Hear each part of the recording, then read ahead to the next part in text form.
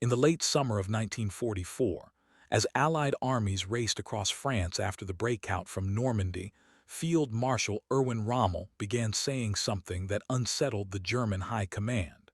He was no longer talking about beaches or fortifications or supply shortages.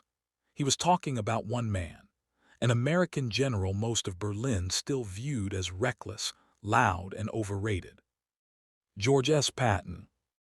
Rommel had been watching the reports carefully, not the headlines, not the propaganda summaries, the raw operational movements, distances covered, speed of advance, the strange pattern of American armor appearing where it should not yet be possible, units showing up behind German lines before German commanders even realized their front had been breached. Rommel had seen this before. Not in America, in Germany. He had studied Heinz Guderian's early armored doctrines. He had lived through the shock of blitzkrieg in Poland and France.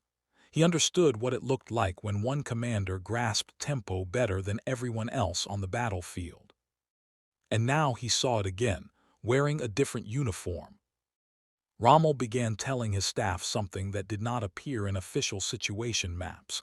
He said the Americans had one commander who fought like a German panzer general, but without German caution. He said this commander did not wait for perfect conditions. He created chaos and then exploited it. He said if the Germans treated him like a conventional opponent, they would lose ground faster than they could replace it. His staff listened politely. Berlin did not.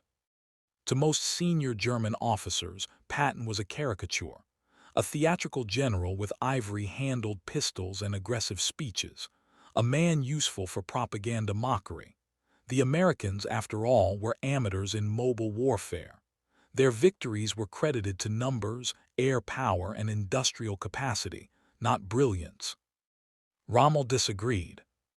He had watched Patton's movements in Sicily. He had studied how Patton outpaced Montgomery, bypassed strongpoints, and forced German withdrawals without set-piece battles. He had followed Patton's dash across France after Operation Cobra, where entire German formations collapsed not because they were destroyed, but because they were outmaneuvered and cut off. Rommel recognized the pattern immediately. This was not brute force. This was psychological warfare, executed at operational scale. By early August, Rommel was already wounded physically and politically. His authority was weakening. He was losing influence as Hitler tightened personal control over military decisions. Still, Rommel continued to warn. He told his superiors that Patton was not advancing randomly. He said Patton was deliberately moving faster than German decision cycles. That by the time German commanders reacted, Patton had already shifted axis, already redirected armor, already exploited the hesitation. Rommel said the Americans had found their Guderian.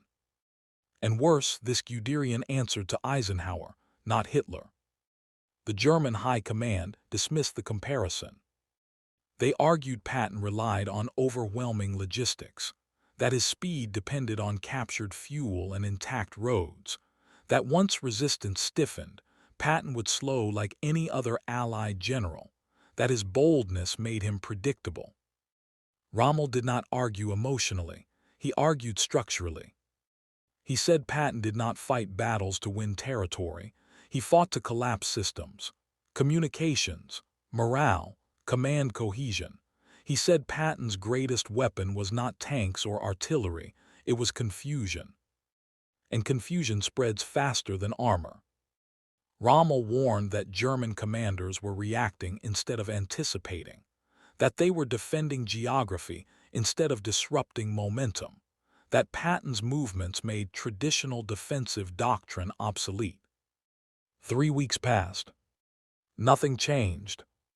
Patton continued moving. German units continued retreating. And then something happened that forced even skeptics to pause. Patton's Third Army began advancing at a pace no Allied force had sustained before. Day after day, divisions covered distances that German staff officers said were operationally irresponsible. Supply officers predicted collapse. Intelligence officers predicted counterattacks would catch him exposed. None of it happened. Instead, Patton adapted in real time. When fuel ran low, he redirected units. When resistance thickened, he bypassed it. When German commanders attempted to regroup, Patton struck their flanks before orders were even finalized. Rommel watched the reports with growing unease. He realized something his colleagues did not. Patton was not reckless. He was rehearsed. Rommel concluded that Patton had internalized maneuver warfare so completely that he no longer needed rigid plans. He operated on principles, speed, initiative, relentless pressure. He understood that the enemy's greatest weakness was not firepower but hesitation. German doctrine prized order. Patton exploited disorder. Rommel tried again. He warned that Patton's style neutralized Germany's traditional advantages, that prepared defensive lines meant nothing if bypassed, that reserves were useless if committed too late, that centralized command was a liability against an enemy who empowered subordinates to act aggressively. Rommel said Patton forced Germans to fight on Patton's terms. And Patton's terms were brutal. But Berlin still refused to adapt.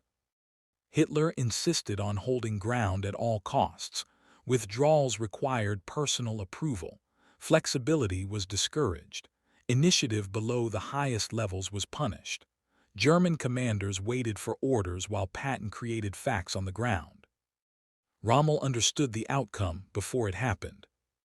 He said Patton would bleed Germany not through decisive battles, but through 1,000 forced retreats, that each withdrawal would sap morale, that every encirclement would destroy irreplaceable units, that by the time Germany tried to stop Patton decisively, it would be too late.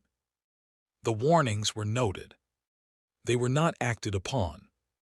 3 weeks after Rommel's initial warning, Patton's advance forced the Germans into a cascading retreat across France. Supply depots were abandoned, units dissolved, command structures fractured. German officers reported fighting ghosts, unable to establish stable fronts. Rommel's prediction was unfolding exactly as he described. But by then, Rommel no longer had the influence to stop it. Wounded, sidelined, and increasingly isolated, Rommel watched as the war he understood slipped into a form Germany could not survive, a war of speed against rigidity, initiative against obedience, momentum against fear. Patton was not just defeating German units. He was defeating German thinking. And the tragedy for the German High Command was not that they lacked intelligence. It was that they ignored the one man who recognized the danger early enough to matter. Rommel had warned them. They had 3 weeks. They did nothing. And when they finally understood Patton, he was already gone, already turning, already preparing for the next strike that would catch them unready once again. By the time German commanders began to grasp what Rommel had been trying to tell them, Patton was already changing the nature of the war in the West. What confused the German High Command most was not Patton's aggression. They were used to aggression. They had built their entire military identity around it. What unsettled them was Patton's refusal to slow down when logic said he should. German staff officers studied maps and asked the same questions repeatedly.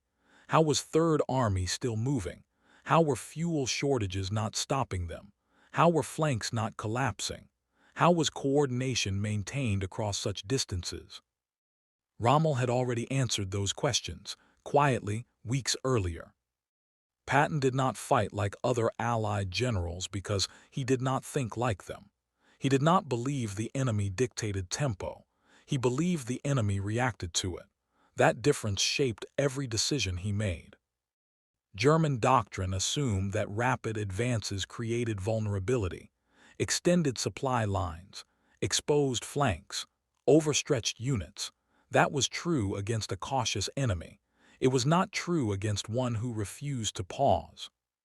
Patton understood that the moment he stopped, the Germans would recover. He believed continuous pressure mattered more than perfect positioning. Every hour the enemy spent reorganizing was an hour Patton denied them.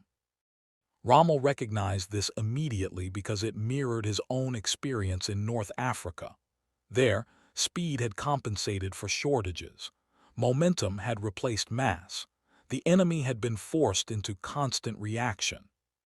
Rommel saw Patton doing the same thing in France, but on a far larger scale.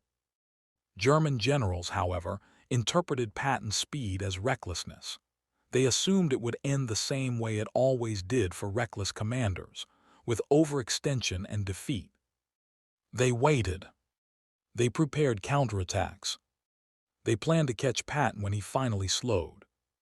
But Patton did not slow. Instead, he adapted. When fuel shortages threatened to halt Third Army, Patton did not stop and wait for supplies. He redirected fuel from quieter sectors. He pushed logistics officers beyond doctrine. He accepted risk rather than paralysis. German intelligence intercepted reports of American units advancing on fumes, tanks running on captured fuel, trucks siphoning gasoline mid-movement. They expected collapse. What they got was acceleration. Rommel warned that Patton's improvisation made him unpredictable, that traditional estimates of American capability no longer applied, that Patton's army functioned less like a conventional force and more like a living organism, adjusting continuously. German commanders did not believe an army could operate that way. They believed discipline required rigidity. Patton believed discipline enabled freedom. The difference was decisive. As Third Army pushed east, German units found themselves attacked not where expected, but where least prepared. Defensive lines were bypassed. Command posts were overrun. Rear areas were suddenly front lines. German officers reported that Patton's units did not fight battles in sequence. They fought simultaneously. While one division fixed enemy forces, another cut supply routes. While German commanders focused on one axis, Patton shifted to another. Rommel had warned them that Patton attacked decision-making itself. By the time German headquarters issued orders, the situation had already changed. This created paralysis. German generals became cautious not because they wanted to be, but because uncertainty forced them to be. They waited for confirmation. They waited for permission. They waited for clarity. Patton exploited the waiting. Rommel understood that Patton's greatest advantage was not material, it was cultural. The American command system allowed initiative. German command demanded obedience. Against a fast-moving enemy, obedience became delay. Rommel had tried to explain this to Berlin. He told them that Patton's subordinates acted without waiting, that American officers were encouraged to seize opportunity, that Patton trusted his commanders to make decisions at speed. German generals could not imagine such freedom working at scale. They assumed it would collapse into chaos. Instead, it produced momentum. As weeks passed, reports from the front grew increasingly alarming. Entire German formations were disengaging not because they were defeated, but because they were threatened with encirclement. Supply shortages worsened. Morale deteriorated. Patton was not destroying the German army in one decisive battle. He was exhausting it.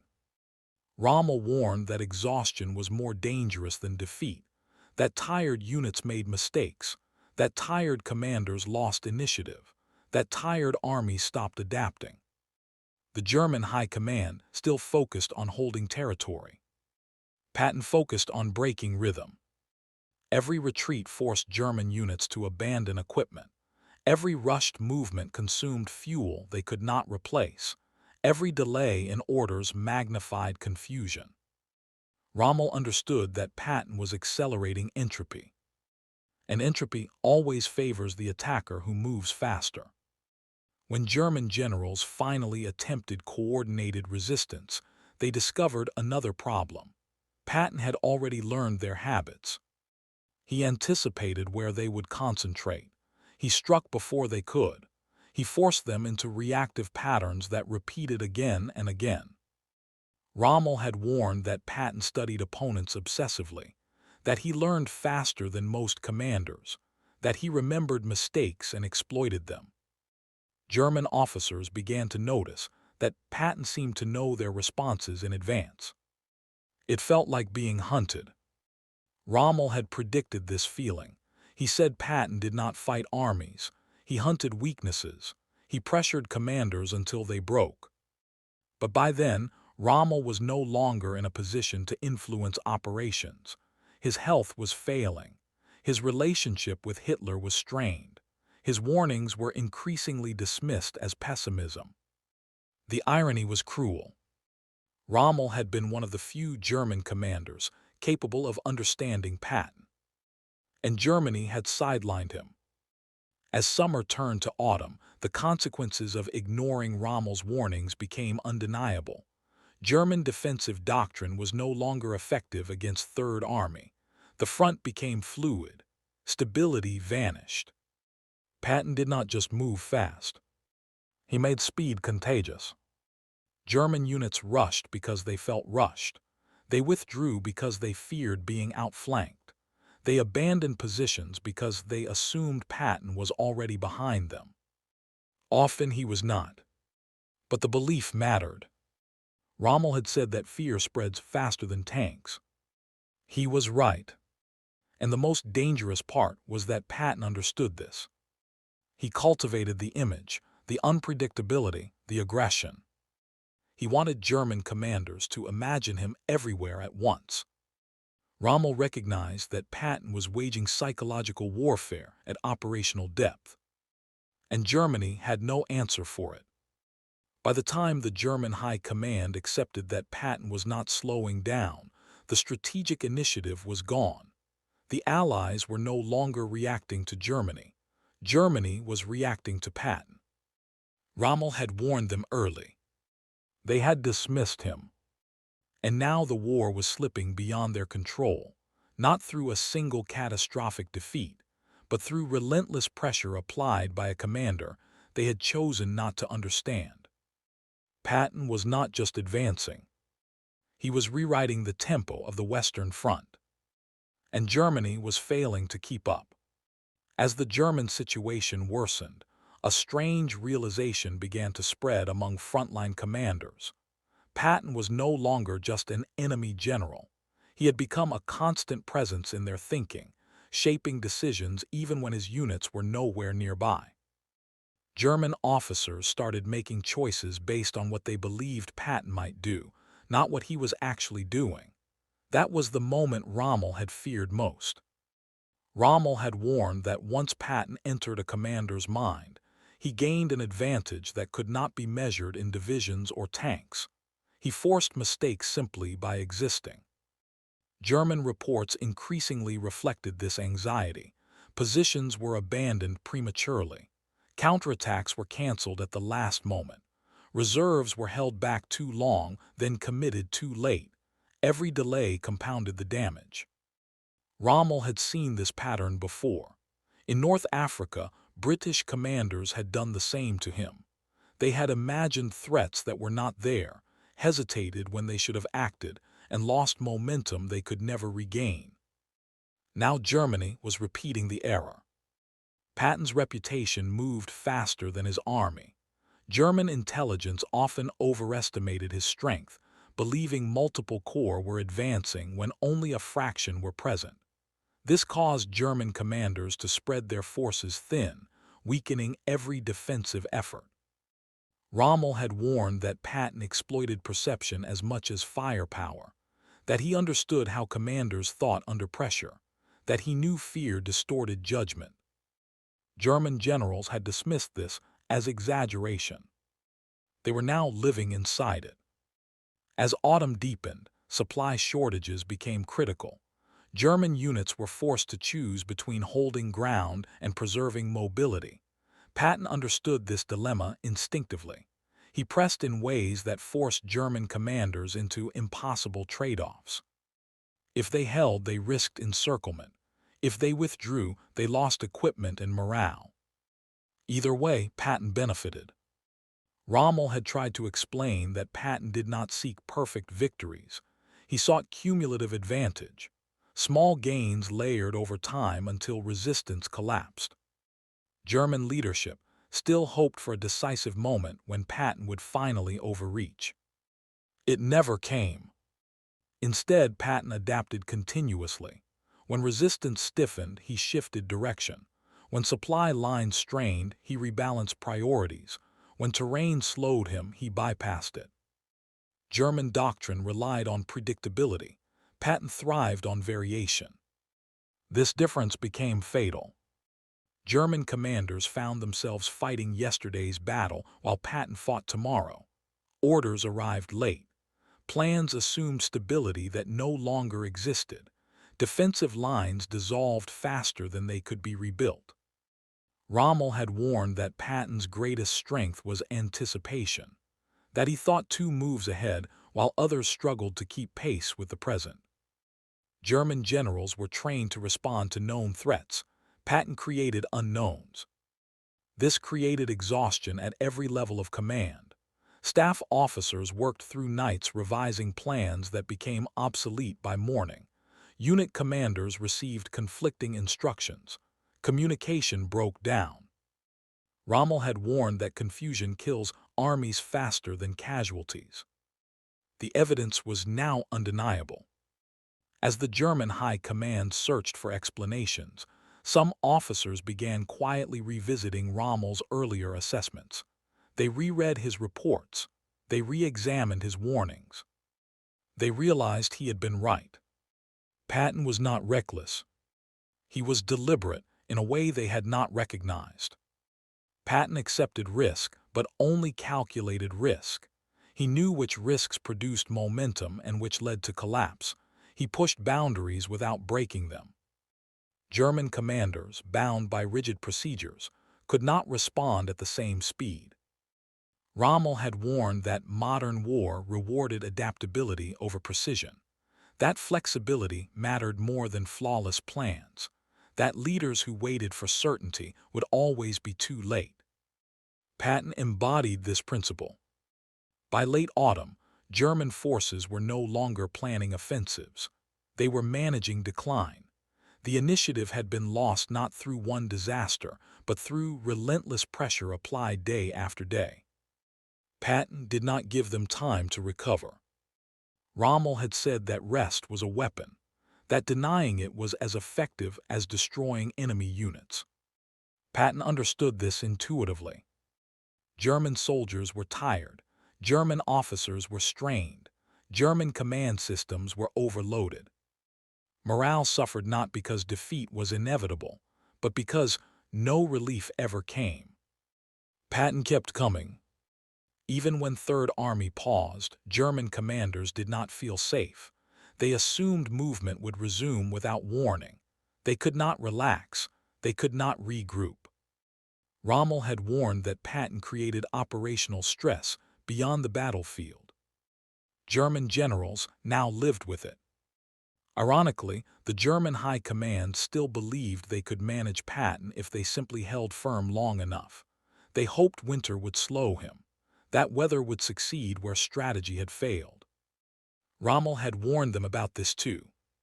He said Patton would not wait for perfect conditions, that he would move when others stopped. That weather favored the commander willing to act despite it.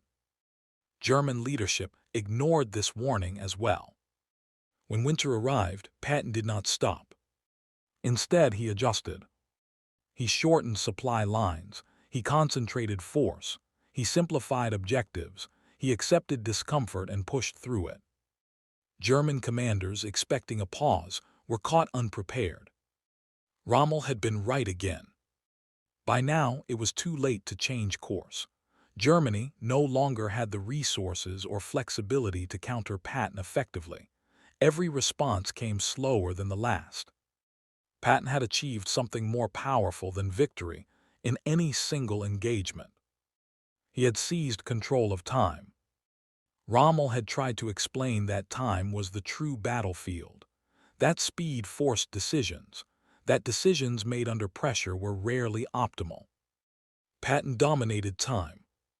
German commanders reacted to events rather than shaping them. They lost the ability to plan ahead.